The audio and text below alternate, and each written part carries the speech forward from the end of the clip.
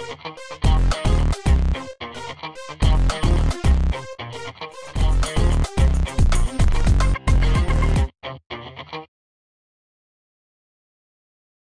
ladies and gentlemen, to the Tri-Cities Chamber of Commerce 2020 provincial election candidates debate for the riding of Port Coquitlam. I'd like to acknowledge that we are gathering today on the ancestral and unceded territory of the Coquitlam First Nation. My name is Stephanie Booth. I'm a Port Moody resident, and I'm the past chair of the Tri-City Chamber of Commerce.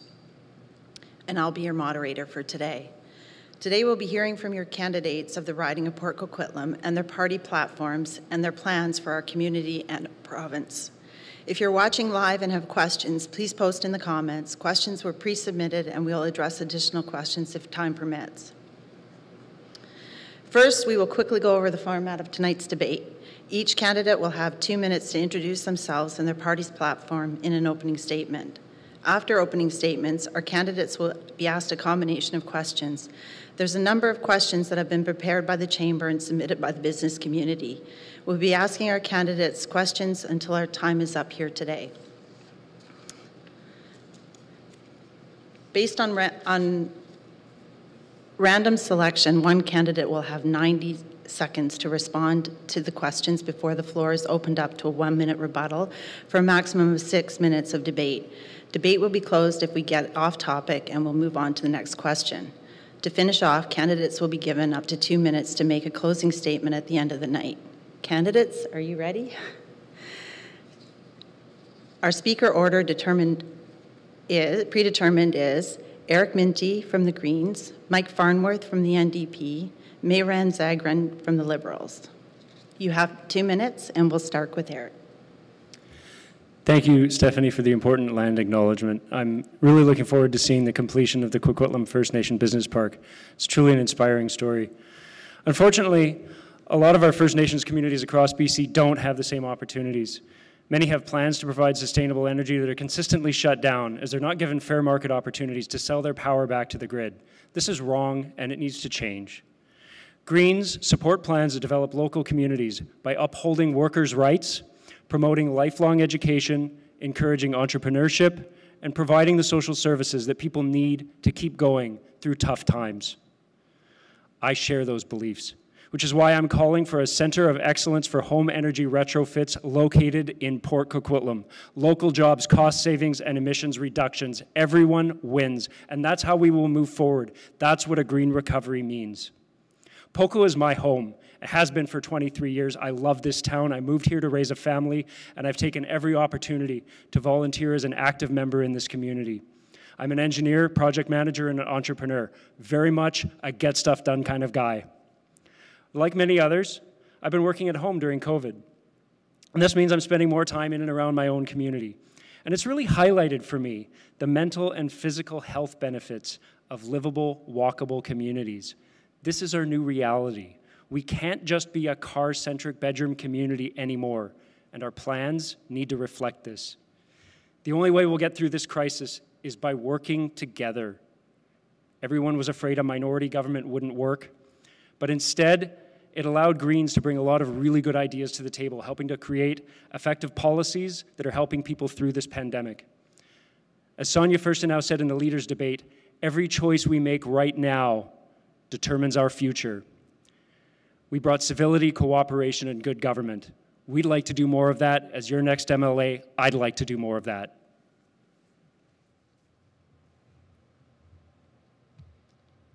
Thank you, Eric.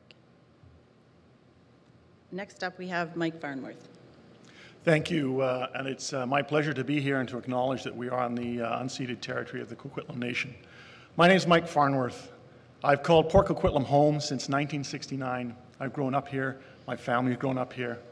It's a place that's like no other. I've had the privilege of serving on City Council and being MLA 6 times, first being elected in 1991. I served in government and in opposition. And during that time, I have always stood up for the interests of our community, putting Port Coquitlam first.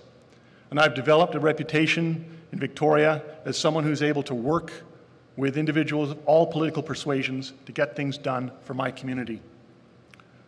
In 2017, we were elected on a platform of affordability and bringing real change to British Columbians and especially to the people in the Tri-Cities and Port Coquitlam. I think we've made enormous progress on doing just that, whether it's removing tolls, improving transit, healthcare, education, all key issues for our community. But COVID-19 came along and gave us challenges like we've never seen before. And I'm proud to have been part of a government that I think has led the way in dealing with the COVID pandemic in this province.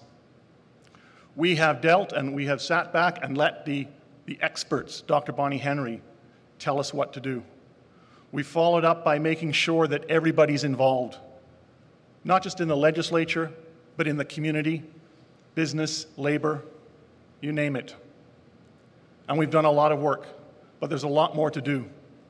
Now we need to not only get through the pandemic, but plan for the recovery.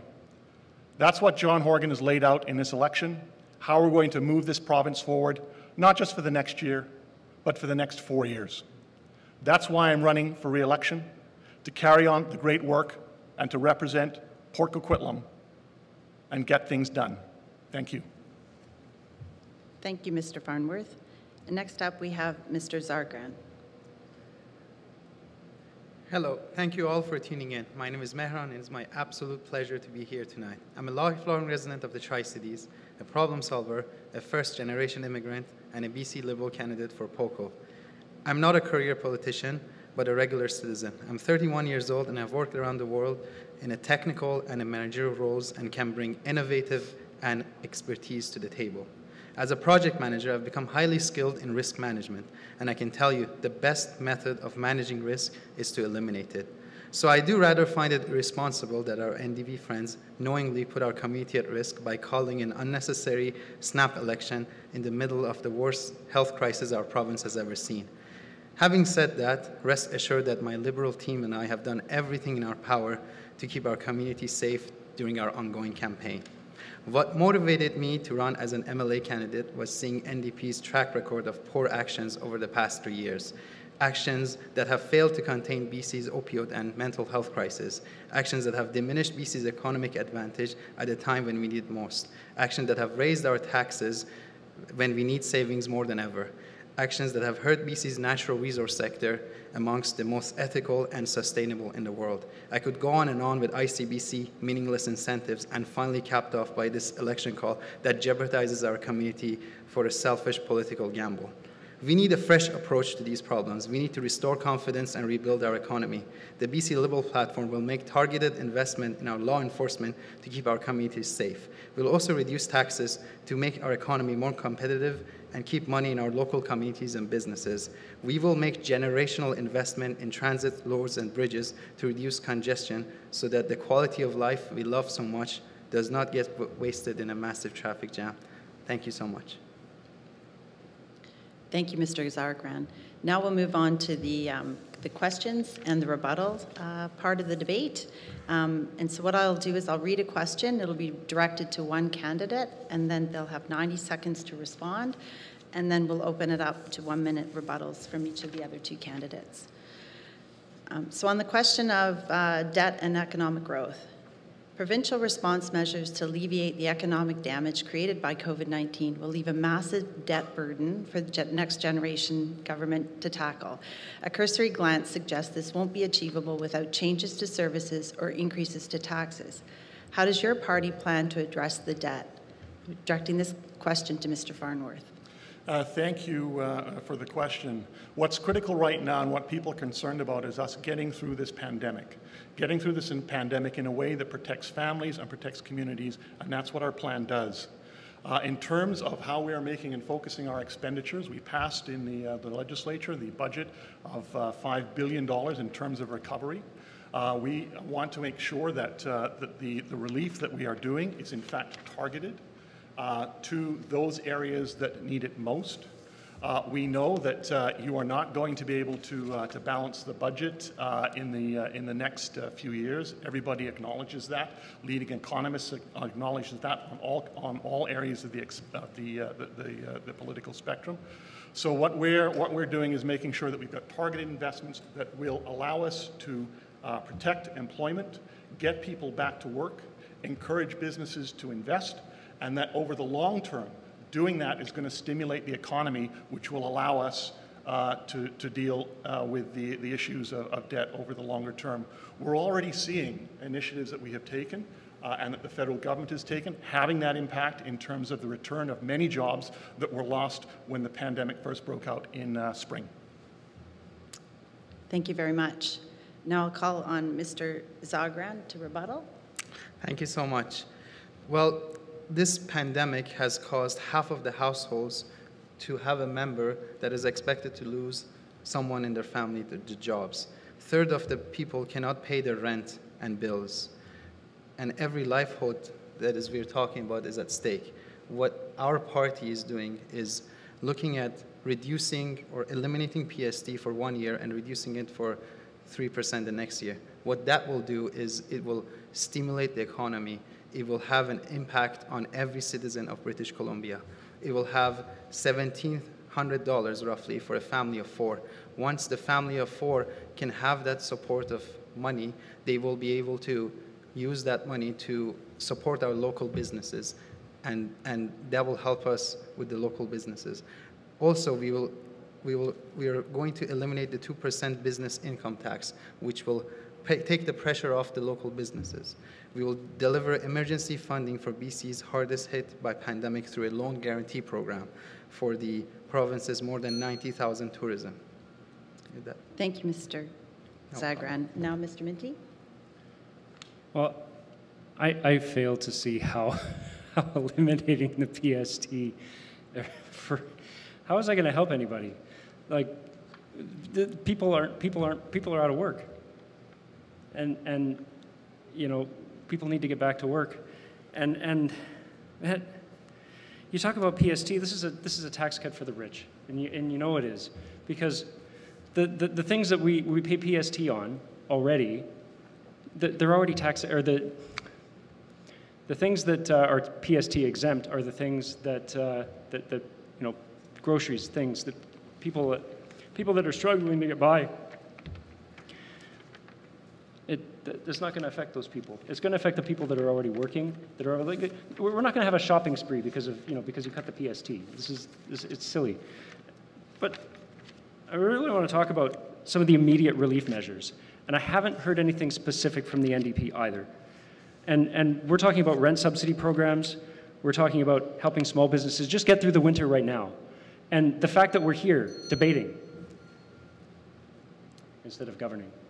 Thank you very much, Mr. Minty. So the next question that we have relates to ICBC. Due to the financial mismanagement of ICBC, there's an argument that allowing private companies to enter the market would decrease costs for the average consumer. Does your party have any plans to step in and change the landscape of certain industries that Crown corporations have a monopoly on? And I'll direct this to Mr. Zagran. Thank you so much. Well, for 3 years, the NDP have been driving up auto insurance rates and have made driving unaffordable for people. It would cost $1,500 for a new driver to $7,000 during the 3 years of NDP. What we plan to do is end ICBC's monopoly, open the market up for competition, just like the Saskatchewan model. That will help the people, especially the new drivers, with the new driver credit for 2 years of, if they have 2 years of driving experience, we will give them a credit. With this opening up the market, it will bring competition, and people have a choice to make. They're not stuck with the ICBC. And I've gone a lot of door knocking.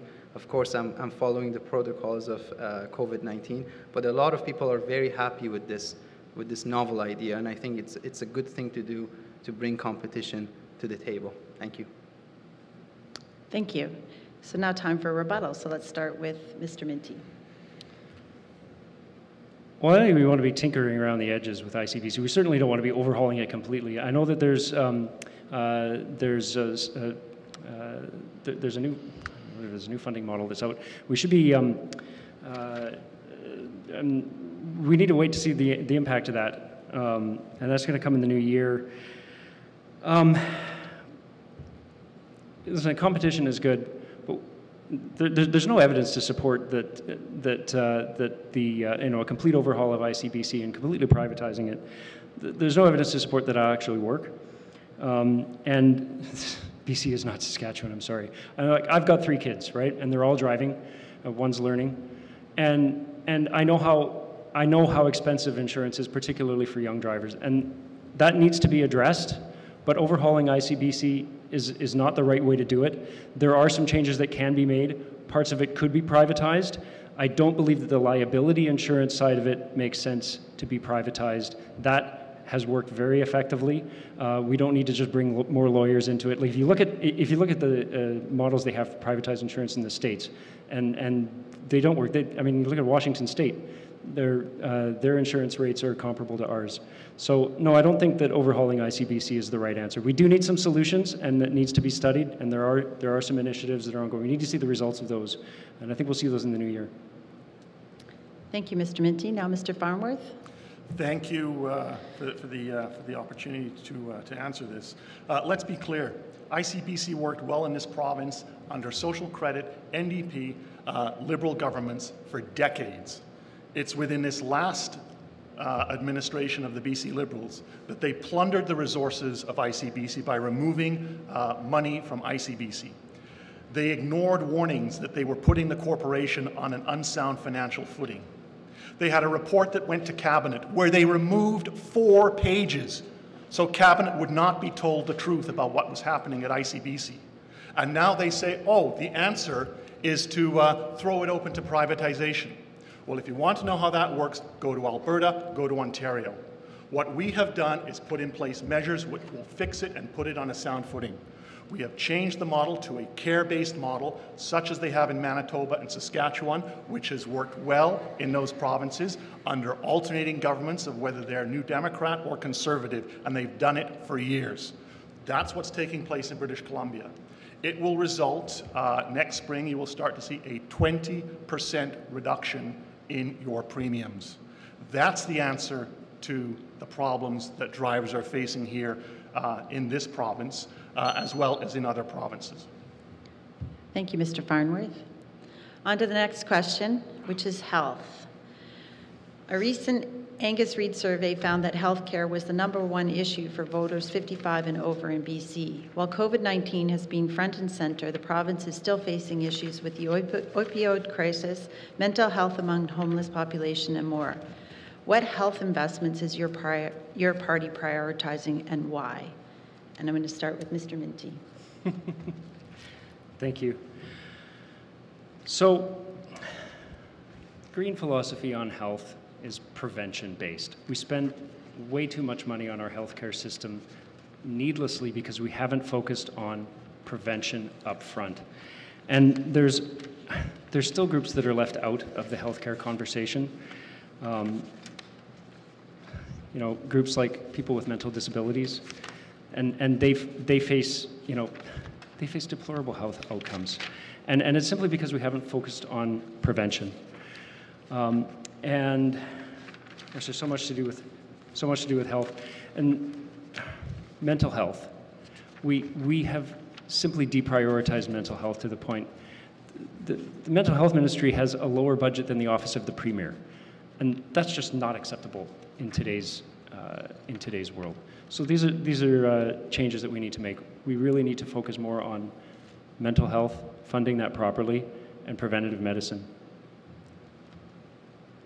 Thank you very much. I'm going to ask Mr. Zagran to rebuttal.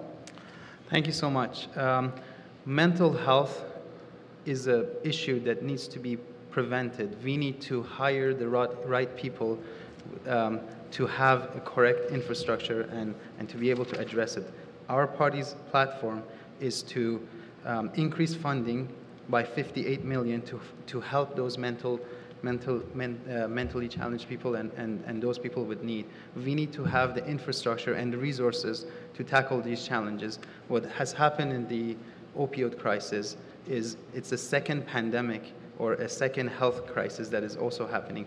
We need to have the right resources. We need to hire more resources. So our party's platform is hiring 200 additional police officers, more integrated mobile crisis response team, hire 40 additional Crown prosecutors, and the court system to help those people at need. We cannot put them in a tent city, or put them in a hotel without addressing their issues.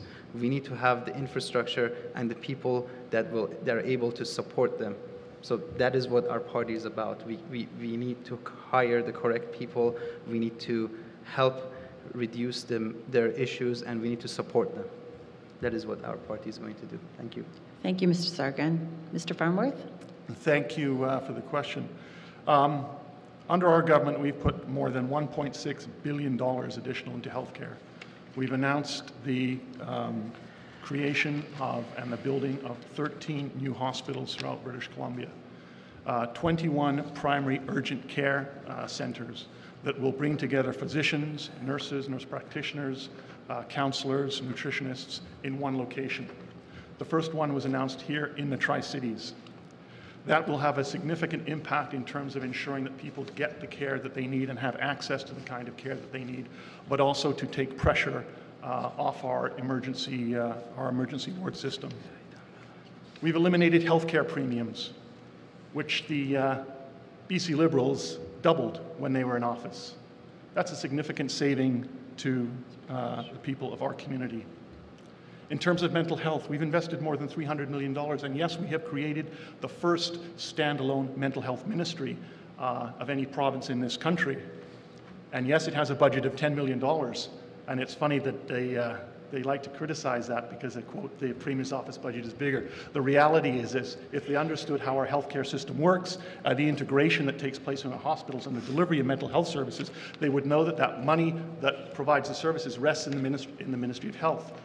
But that ministry is so large that we thought, to be more efficient, we would create a separate Ministry of Health that is the one that decides the policies around mental health and ensures that they have the time and focus, as our minister said, 24 hours a day. That's what they're focused on, is mental health. Thank you very much, Mr. Farnworth. So the next question is on small business and the economy. What proposals is your party making for small business owners facing permanent closures to assist them and ensure they survive through this difficult period? There's a substantial concern that many of our local businesses will not be around by this time next year. And we'll lead off with Mr. Farnworth. Thank you for the question. At the beginning, I said one of the key priorities was to ensure that we do targeted relief. That's why, for example, we put in place a PST relief on machinery and equipment for businesses to invest in their business. That's why we've put in place a 15% tax rebate, tax credit when you hire employees. That builds on the work that's been done by the federal government. One of the things that we want to do is to make sure that the policies that we are putting in place are also dovetailing with the policies that are being put in place at the national level to ensure that we get the greatest benefit. $300 million has been targeted to those small businesses, particularly in the tourism sector, that have been really hit hard. That in the form of grants that they don't have to repay. What's also critical is ensuring that our healthcare system is there and operating, that we're dealing with COVID in a way that gives people confidence that they can go out to a restaurant knowing that it will be safe, that they can go to work knowing it will be safe. A classic example of that is we have now become a center of excellence in terms of that in the film industry. September was a record month for film and television production in this province because productions are relocating from other jurisdictions because we know that we've done the groundwork on COVID right. That is critical to a recovery. That is critical to long-term confidence. And when you do that, you allow all those other initiatives that we're taking in terms of targeted tax relief to achieve their full benefit. Thank you, Mr. Farnworth. First rebuttal is Mr. Minty. I talk to people. I don't think people feel very safe right now, Mike. Sorry, you talk about people going safe going back to school. I mean, well, we really dropped the ball on that, didn't we? Yes, going back to school. I mean, we're talking about business, okay? But I can't believe you talked about feeling safe. Sorry. You talked about tourism operator grants, and why has the funding for that been delayed? The funding for that has been delayed because we're here having an election. And I keep harping on that point, but you decided to shut down the government instead of helping small business. So we didn't need this. We were operating a perfectly acceptable government, perfectly functional government, and you decided to shut it down instead of providing the funds that were needed. These funds have been held up, and people are suffering, and people are wondering how they're going to get through the winter. So we have these plans in place, we have the money allocated, but it's not going out, and people aren't getting it. And this is the problem. I mean, we can talk about, you know, the 6-month rent subsidy program for small businesses and all these, you know, covering 25% of the rental costs. But if the money is held up because we're in an election that we don't need to have, none of that matters. Thank you, Mr. Minty. Now, Mr. Zargan. Thank you so much. Now it's time to be bold and brave when it comes to restarting our economy. British Columbians need help now and expected a real recovery plan. Instead, we get an NDP election scheme. This plan could have been there months ago, but it was held up, and you know, now they've given us a recovery plan. It's missing a lot of things. So what we plan to do is eliminate the 2% small business income tax, which will take off the pressure on the small businesses. We will deliver emergency financing for BC's small businesses hit by the pandemic through a loan guarantee program for provinces more than 19,000 tourism and hospitality. We will assist small businesses in adopting COVID-19 protocols, and we will appoint a non-partisan panel to help dramatically reduce the red tape burden on small businesses. And we will take a real action to take a look at the sky-high property tax assessment on airspaces above small businesses. And I would like to also mention that the PST removal for 1 year and reducing it to 3% does have an impact on the small business as well. With the more money in people's pocket, they are going to help the small businesses by making the purchase. I've been door knocking, and I've told the people, you know, I saw someone renovating, and I told them, when we eliminate the PST, there will be some savings for you. So not only will there be savings for the people doing their renovation, but also the small businesses that provide the supplies for them. So that's the party scheme. Thank you. Thank you very much. Mr. Farnworth, would you like a minute to rebut? Yeah, on a couple of points. First off, just because there's an election does not mean that money that has been approved by Treasury Board and approved by Cabinet does not flow. It flows, and it is flowing right now, and it will continue to flow. So you are incorrect in your statements there. In terms of the BC Liberals plan, it rests very much on tax relief for, you know, the highest income earners. It doesn't really impact ordinary families, regular families like in the Tri-Cities. That's why our plan to do the $1,000 COVID benefit goes directly to people. They make the decisions where they need to be able to spend that money. Is it on food? Is it on groceries? Is it on rent? Is it on haircuts? Is it on clothing? They get to make that choice. The much vaunted PST tax cut of theirs adds $8 billion to the debt, or the deficit, and at the same time disproportionately benefits those who are interested in buying a yacht, for example. Thank you, Mr. Farnworth. So the next question is on housing and affordability. The speculation tax and foreign buyers tax have remained in place to help slow demand and the ballooning house prices across BC, and yet they are not sufficient solutions to the problem of housing affordability. Apart from taxation, what proposals is your party making to increase housing supply for both buying and renting, as well as to help first-time home buyers get into the property ladder? Mr. Zagran? Thank you so much. Well, when it comes to housing, we can take a look at NDP's track reformers. They broke their promise to ensure affordable housing. Out of the 14,000 houses that they promised, only 2,963 units were opened. At this rate, it will take 100 years for their promised 14,000 houses to be there.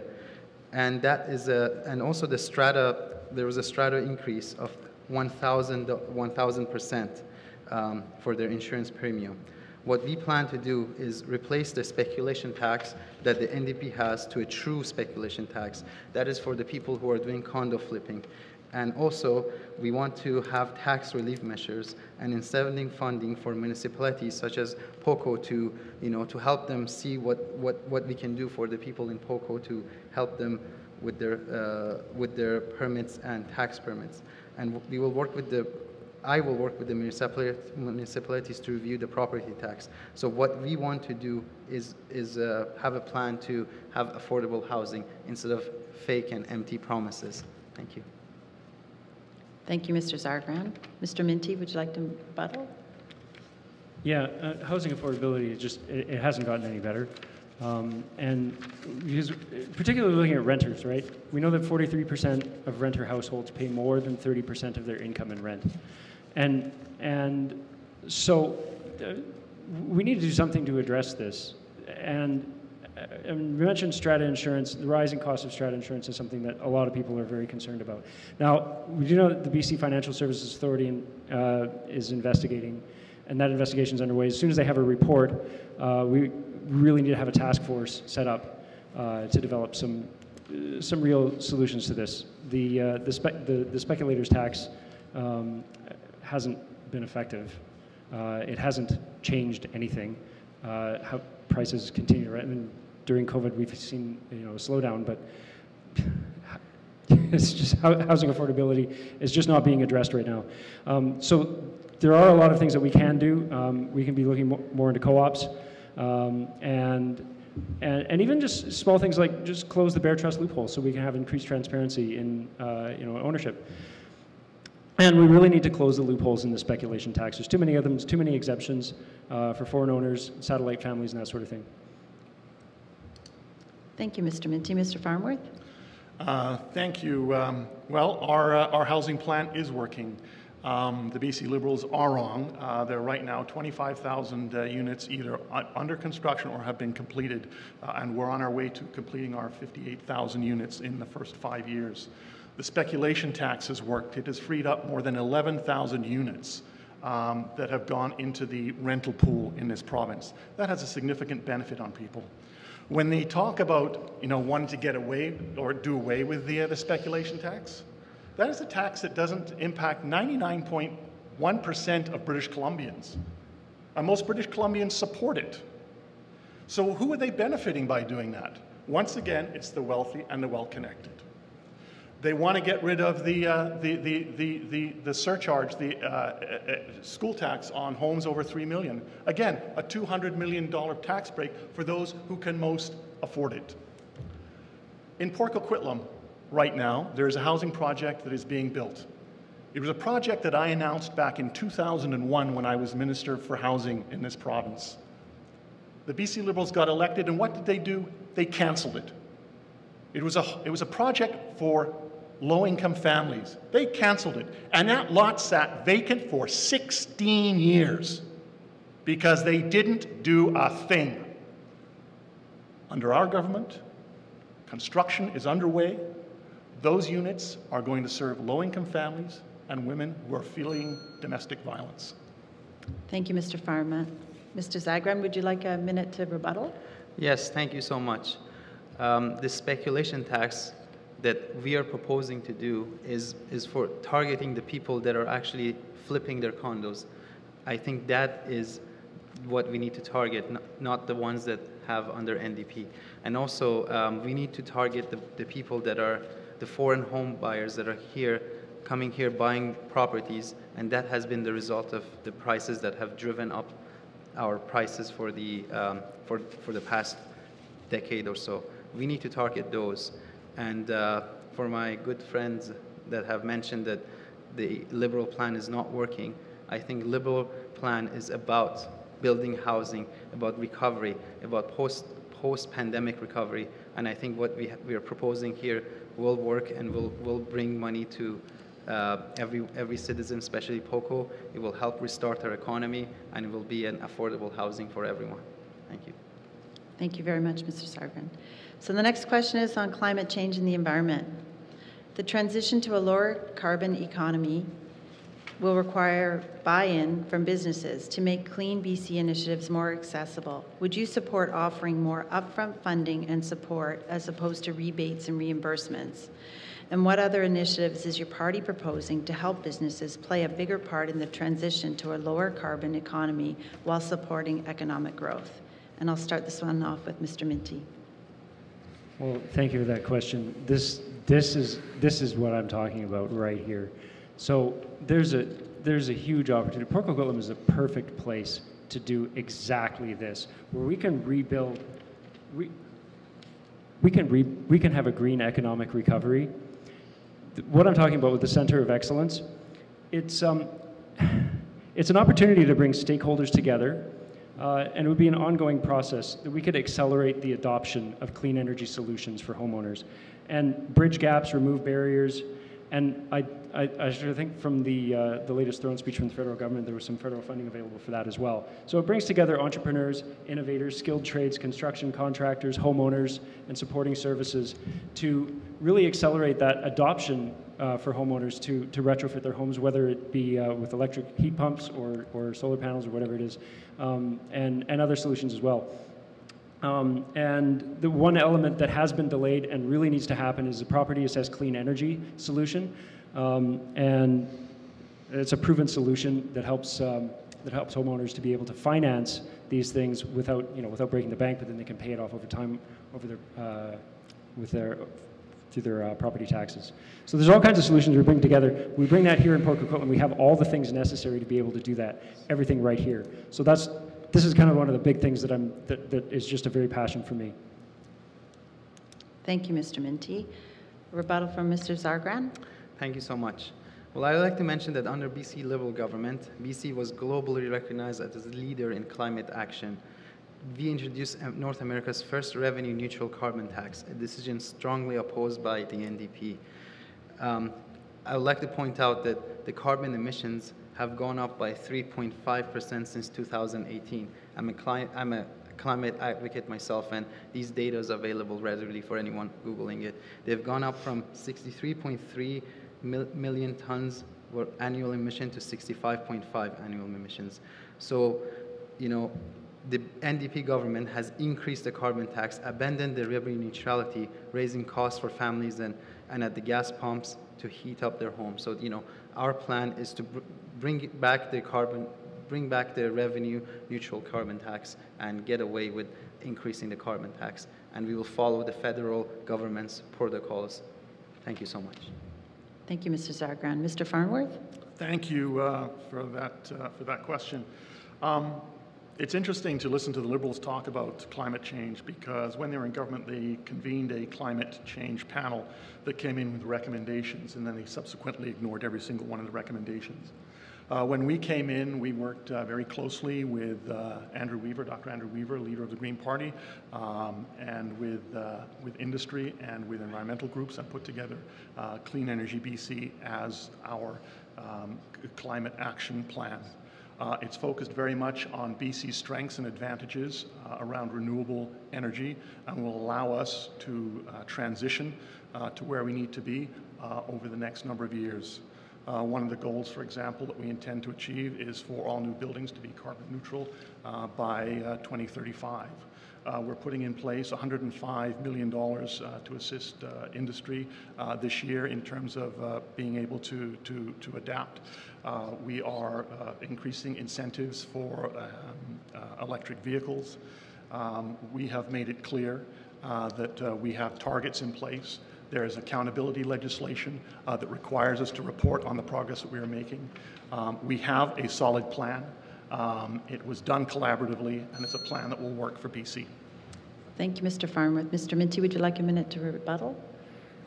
Yeah, so Clean BC is only 75% complete, and so it's not really a plan. Well, I mean, it's a start of a plan, but it's not complete. So there's still more work to do on it. But the biggest flaw in Clean BC right now is that the single biggest point emission, and you know this is coming, this is the elephant in the room, and it's LNG. And we cannot base an economy on fossil fuels and claim that we're going to have a credible plan to address climate change and have a zero emissions. Like you talk about, what do you want to get to carbon neutral by 2050? Well, we We can't do that with LNG. It's just that the math isn't there. We can't do it. There's no way of doing it. And you know, you might want to talk about future technology and being able to, but you know, to reduce emissions on LNG and fracking. You can't get there with LNG, and that's the bottom line. So with an economy based on that, you can't meet those targets. So there's no plan to get there. So we need. Thank you, Mr. Minty. So now on to the issue of childcare. In the recent federal throne speech, there was general proposal towards a comprehensive Canada-wide childcare and early education initiative to assist parents to return to the labor force sooner. Given the pre-pandemic labor shortages many businesses were facing in BC, this seems to be a likely needed program. However, this also crosses into provincial jurisdiction. Will your government improve access to childcare by introducing measures to strengthen private and not-for-profit childcare options and use public funds to fill in the gaps for childcare? This question, Mr. Farnworth, start off with. Thank you. When we were elected in 2017, we said that comprehensive childcare, $10 a day childcare, was a critical goal of our government. We've made significant progress in that area. More than 11,000 spaces, 63,000 kids now have quality childcare in this province. And we recognize that childcare runs the full spectrum.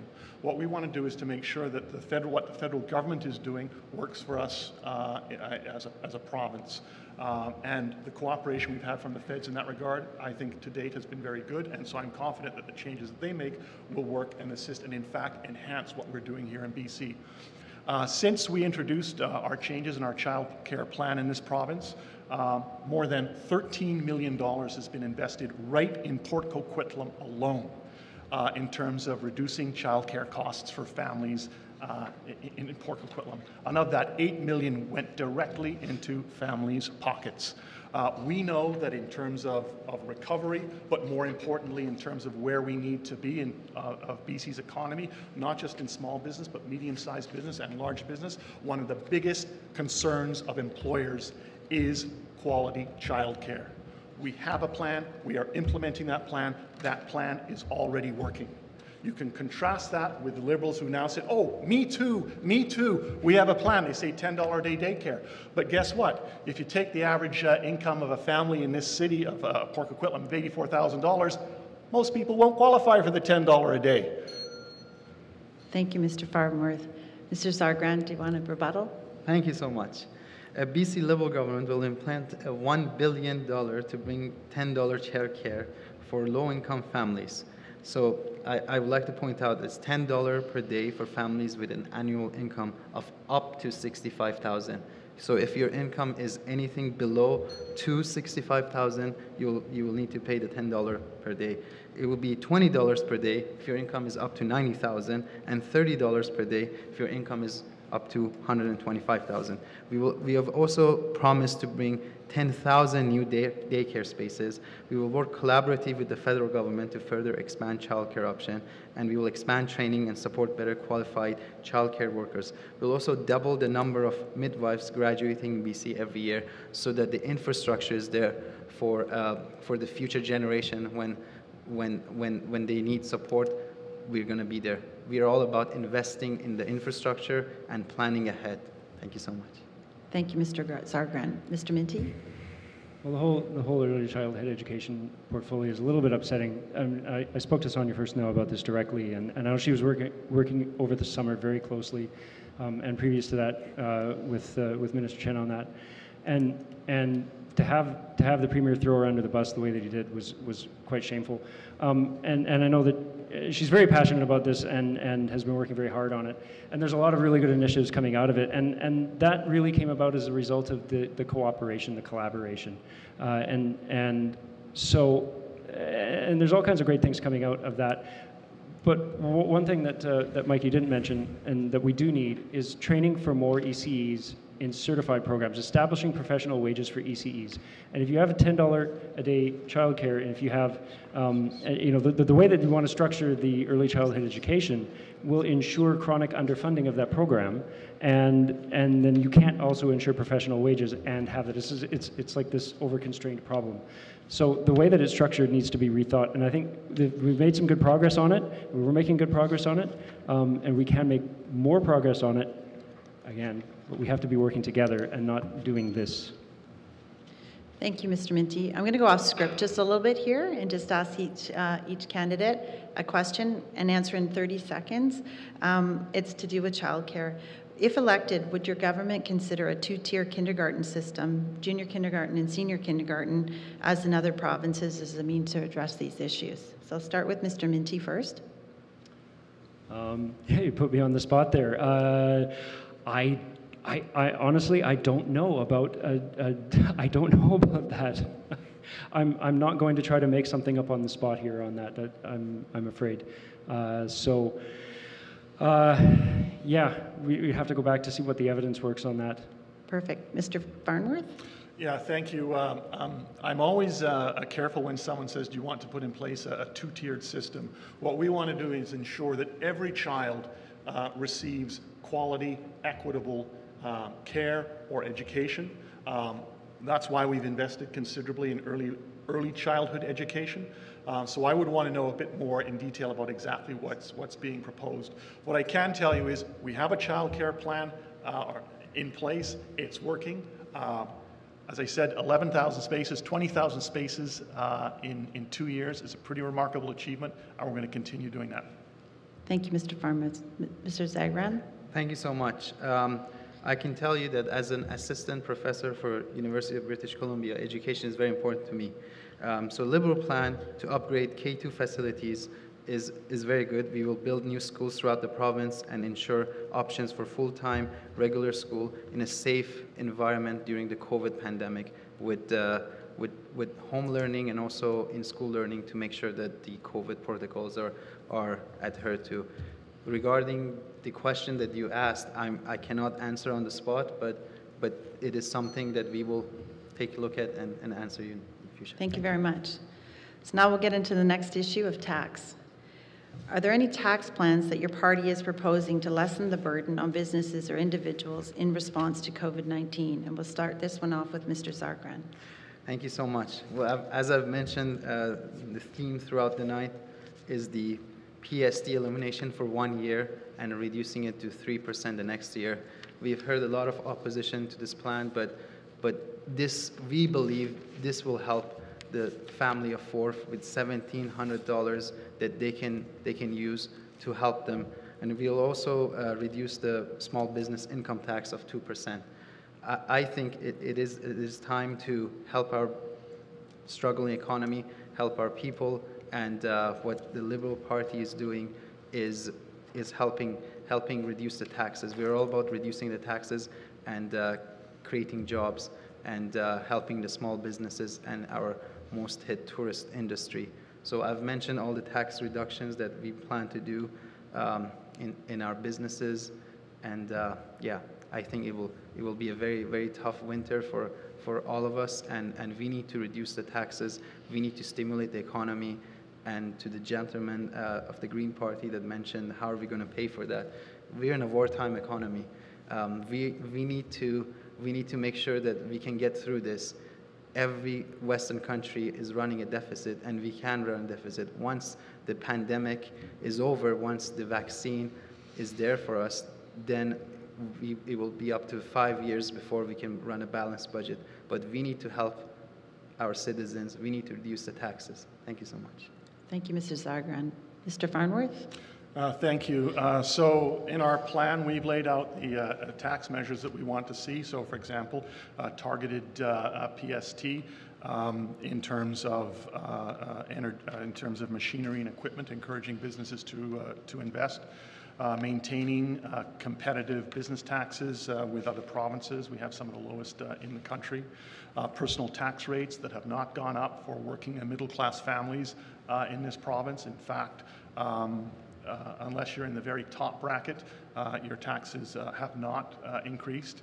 Yet what we hear from the BC, and we have put money back into people's pockets by eliminating MSP premiums, tolls in the case of, which is so important to here for people in the Tri-Cities, $1,600 a year, $900 a month for a family of MSP premium savings. That's pretty significant. But what we hear from the BC Liberals is, oh, they're going to get rid of the speculation tax. They want to get rid of the employer health tax. Well, when you do that, where are you going to make up the revenue? Are you going to bring back the MSP? They like to complain. They said that they're going to put in place a tax review panel to review 23 taxes. What they don't tell you is that amongst those taxes are tobacco taxes. Are they going to cut tobacco taxes on cigarettes? I would suggest we don't, but they've been going out saying, oh, the NDP raised taxes in 23 areas. Frankly, they've been favoring the top tier. It's time you have a government that favors regular people. Thank you, Mr. Farnworth. Mr. Minty? Well, so one thing we haven't talked about is the opportunity for more progressive property taxes. This is something that I think we can do. Right now, as you know, our municipal property taxes are fairly flat, and so there's an opportunity to have that either indexed to or you can have rebates against your the amount that you pay in income tax, and that will also help reduce speculation as well for people who don't pay income tax and maybe own very high very expensive properties. So looking for opportunities to make taxes more progressive helps the people who need it the most. That's important to me, so I think those are the kinds of things we need to be doing. If we're looking at really irresponsible sort of wide sweeping tax cuts, like eliminating the PST, I mean, yes, you want to stimulate the economy, but that's not the way to do it. Thank you, Mr. Minty. Mr. Zargan, would you like a minute to rebuttal? Yes, thank you so much. I'd like to point out that instead of providing relief for increased taxes, NDP have only deferred them. They have introduced 23 new taxes and increased the taxes that were there before 2017. The taxes have increased by $5.7 billion under NDP, an average of $4,700 per household. While the NDP has deferred major taxes to October 3rd, they have not actually given a break on those taxes, which are still owed. And the ICBC premiums, we were supposed to receive those, but we haven't yet. So I would like to mention that under BC Liberal platform, we want to help every citizen by reducing the taxes and not increasing them or introducing new ones. Thank you. Thank you very much. Earlier, we talked about health and we touched a little bit on homelessness. So this next one is specific to homelessness. Homelessness affects us all, whether it be the business community or the larger Tri-Cities community. What will your party do to address this growing issue? And I'll start this one off with Mr. Minty.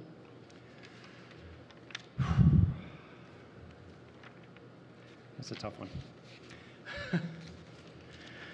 I think we need to start out with the acknowledgement that homelessness is a real problem, and it touches so many things.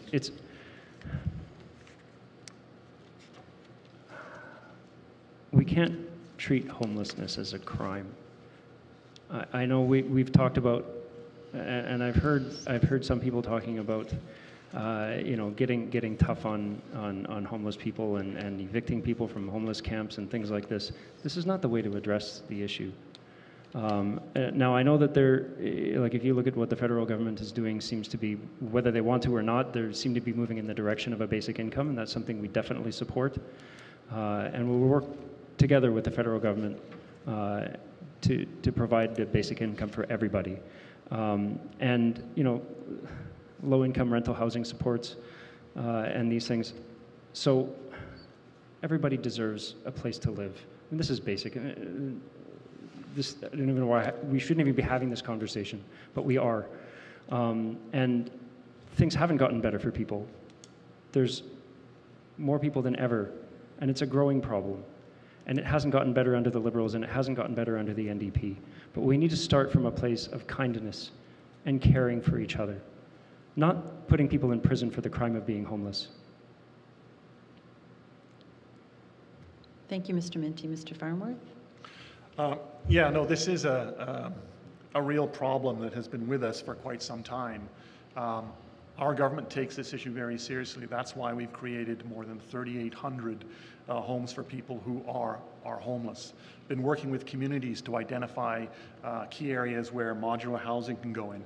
Working to ensure that the support services are there for people when they need them. This is a long-term problem that started many years ago. But let's be clear, you know, what the Green Party says is we do have to come from a place of compassion. That's why we've increased funding for mental health and addiction services, recognizing that is a critical part of the issue. But let's not also forget that communities do deserve to feel safe. And that's not, quote, a law and order issue, it's a community issue, because there are those who prey on the vulnerable. There are those who go into the camps and commit criminal activity, and people aren't safe. And those individuals should be prosecuted, and those individuals should be charged. But we need to understand that kindness and compassion are critical. Thank you, Mr. Farnworth. Mrs. Zargan? Thank you so much. Everyone deserves a place to call home, and support for those experiencing homelessness doesn't end with housing alone. Our most vulnerable citizens are left on the streets of our cities, many suffering from brain injuries, addiction, and untreated mental illness. We need to treat the underlying medical causes of mental illness and addiction. We need to prevent harm to anyone involved.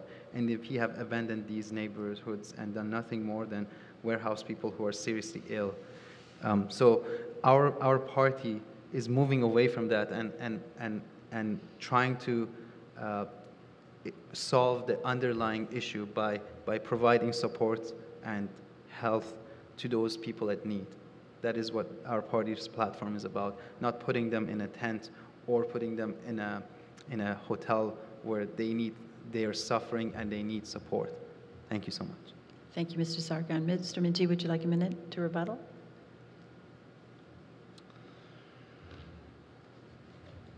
Along with homelessness, we know that we know that addiction is a serious issue, and the opioid crisis hasn't gone away. We need to decriminalize. We need to decriminalize drugs. We need to instruct our police not to be arresting people for the simple crime of possession. I'm looking at the Minister of Public Safety right now. And we need a safe supply for people, and to remove the barriers so that they can access that safe supply in a way that's COVID safe, that takes their concerns into account. And these are things that we've known for decades. And we've been moving slowly towards them, but we need to move more quickly because the problem is only getting worse. Thank you very much. So we have time for one more question, and it's more of a general question. If successful in this current election, what would be your first priority to achieve for the Port Coquitlam community? And I'll start it off with Mr. Farnworth. I think it's to continue the work that we're doing in terms of keeping people healthy and safe in the COVID pandemic. I think that's the #1 priority for the people of our community.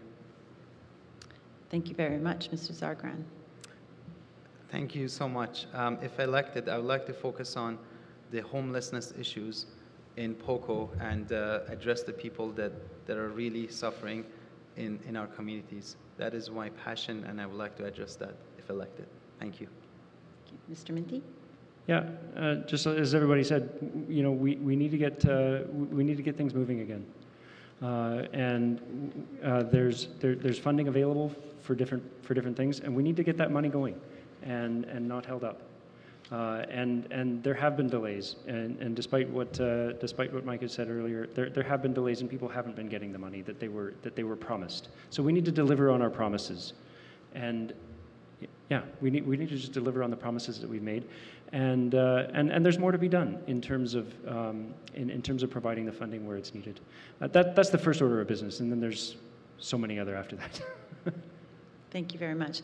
And we do have time for one more question. This is a public question. Many young people are having to take on massive debt to attend university, college, or trade school. What is your party doing to support young people with education, debt, and other skills training issues? We'll start this one off with Mr. Sagran. Thank you so much. Well, the Liberal platform is addressing that issue with increasing the funding for university students with high school students and supporting them. We will help the students with building the infrastructure for schools, building more schools, reducing the taxes for them. And as an assistant professor in the University of British Columbia, I do understand what the students are going through, especially with the pandemic. I have a debt of student loan as well, and I know what the students are suffering. So our Liberal government will support them with these initiatives. It is in our party's platform, and we can take a look at that. Thank you. Thank you, Mr. Sagran. Mr. Farnworth? Thank you for the question. We've taken a lot of action since becoming government. We've eliminated the interest on student loans. We've added more than 2,300 student residence spaces so that there's places for them to live while attending facilities. We have made an additional 27,000 apprenticeship spaces available. We've eliminated fees for adult basic education. We've ensured that children in care are able to get post-secondary education free of charge. That contrasts significantly with the neglect where school fees, university fees, tuition fees tripled under the BC Liberals. We're ensuring that public infrastructure programs have apprenticeships in place to train young men, young women, First Nations kids in a way that we have not seen. Public dollars should be used for public good, and that means not just building a bridge or a transit system, but ensuring that young people have opportunities to get their skills on those projects. That's what we're doing. Thank you, Mr. Farnworth. Mr. Minty? Yeah, there's still gaps that need to be addressed. I mean, we have this BC Access grant, and it can be expanded to support part-time students in multi-year programs. But another thing, it's not just about education, and it's not always just about throwing a whole bunch of money at things. There's better ways of solving the problem. Like affordable childcare, so that people can go to school and and have their children cared for. So like people that are in a nursing program. You get a lot of people in nursing programs and they just can't afford to go to school, and then they're racking up debts because then they have their childcare. So these things all intersect with one another. So it's not just a single issue about throwing money at post-secondary education. I mean, that's important. They need to be funded, but you have to look at it from all the different angles of society and different people that are involved. And there's opportunities as well for professional development programs, teaching assistants, and early childhood educators. And I mean, there's other groups that we need to expand those sort of professional development programs for them so that they have so they have the expertise. Thank you, Mr. Minty. Mr. Sagran, would you like a minute to rebuttal? I'm fine, thank you. Okay, thank you very much. Okay, so now it's time for our closing remarks. So each candidate will have 2 minutes for their closing remarks, and we'll start in reverse order. Then we open. So we'll start with Mr. Sagran. Thank you so much. Our province is at a crucial crossroad right now. We're in the midst of a health crisis. Our province's competitiveness is fading away. Our job losses are growing. Our local businesses are flattering, and our savings are depleting. I know you work very hard and contribute so much to BC, so you deserve a government that not only keeps you safe during this difficult time, but also values your long-term prosperity in BC. And it is clear, only the BC Liberal platform accomplishes both of these goals. A vote for me is a vote for a government that will never risk your public safety for the political gamble, like the NDP did during this election call. A government that invests in roads and bridges to bring our communities together. A government that values well-paying jobs and invests in our natural resources, the most ethical and sustainable in the world, rather than an NDP government that spends millions fighting them. A government that replenishes your savings long-term with lower taxes and cheaper auto insurance by eliminating the ICBC monopoly, rather than a government that is more focused on saving their own face and handing out one-time gimmicks. And finally, a vote for me is a vote for novel, fresh ideas that are in tune with our fast-growing world as opposed to out-of-touch ideas.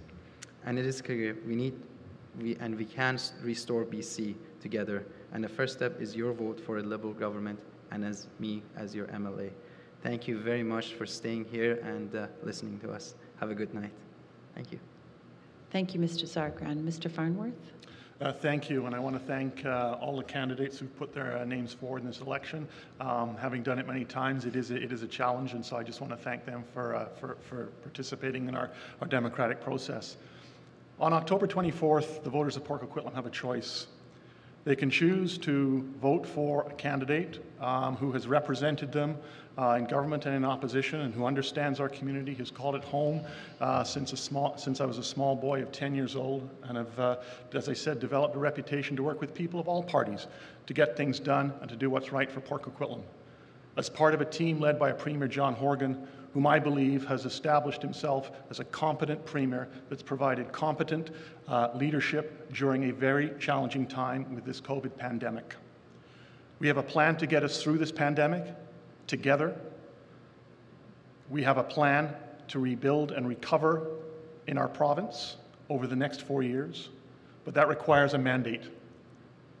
The other alternative is to go back to the ways of the BC Liberals, where they governed for a select few, where they gave tax cuts to those who didn't really need them at the top of the income spectrum, where it was all about friends and insiders, where you saw your car insurance increase because of a government that basically plundered ICBC of its cash reserves, a government that in this election really is devoid of a plan.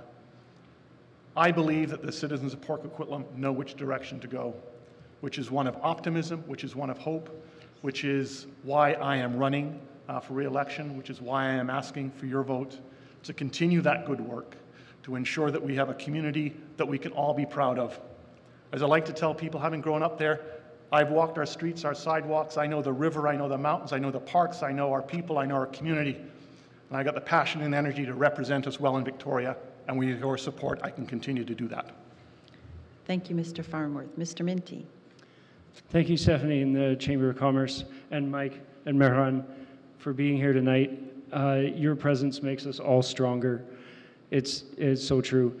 Now, we've covered a lot of ground tonight, and there's a couple of things that I wanted to point out first, and I had this sort of prepared script, but I just want to go off script for a second and say I know the NDP and Mike, you talk a lot about spending money and spending money and spending money and all the money that you like to spend, and we don't talk enough about outcomes and the real outcomes, and the whole BC Green Party platform is outcome-based.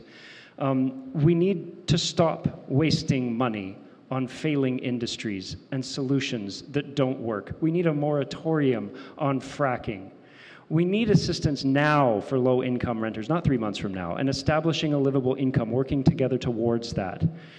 We need to give stratas the tools that they require in order to bring their insurance costs under control. We need things like safe cycling corridors, and I don't want to keep seeing empty homes when there are people who can't find a place to live. We need to ensure that people with mental disabilities do not continue to be left out of the conversation on health. And nurses, teachers, and other essential service providers, they need real hazard pay. They need real hazard pay. They do not need more broken promises. The full Greens platform is very extensive and it's well researched. I simply can't do it all justice here in the 2 minutes that I have, but it is based on real outcomes, a real plan, and real leadership. But there's more than 2 choices in this election. There's actually there's 4 choices, and it's unfortunate Luz couldn't be here tonight, but so there's more than 2 choices. It's not just Liberal versus NDP, but the only way that you can ever get what you want is to choose what you actually believe in, and to be kind to each other and patient. It takes time, but the future is green. Thank you very much, Mr. Minty. And thank you to all the candidates. It takes great courage to run for office and work to serve the community. And to the viewers, make sure you get out and vote on October 24th. Your vote does make a difference. If you need more information, you can visit www.elections.bc.ca to find the nearest voting location to you. Thank you and have a great night.